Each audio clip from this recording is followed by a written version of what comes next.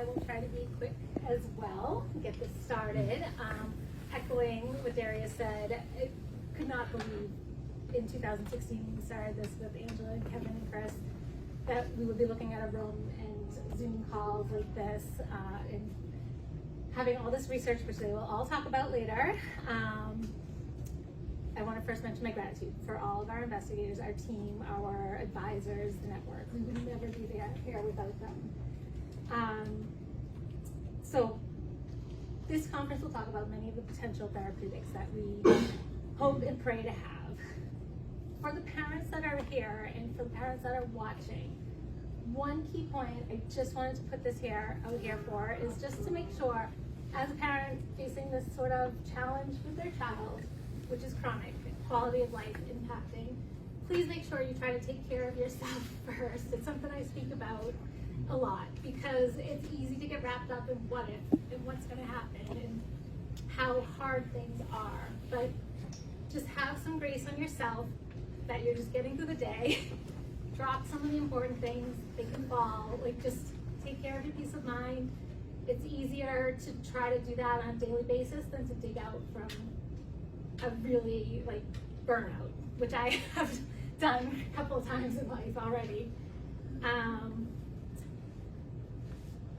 Additionally, see, I already skipped 2 steps away. The second thing I want to talk about is the community that we have on social media and WhatsApp and Facebook, and I will provide that later. It's a great way to talk, not just about advice and offering support, which is huge, but it's also ways we communicate, research, questionnaires, and things that are going on, which is highly important to getting any drugs and therapeutics identified onto human clinical trials and commercialization eventually.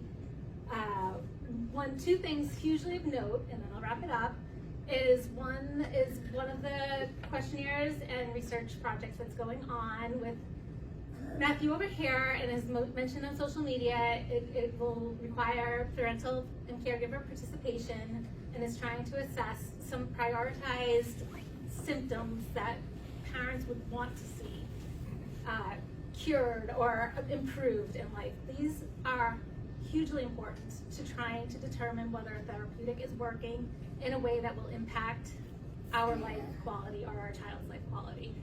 So we're going to implore you to try to get involved in that, and I will send out more information later.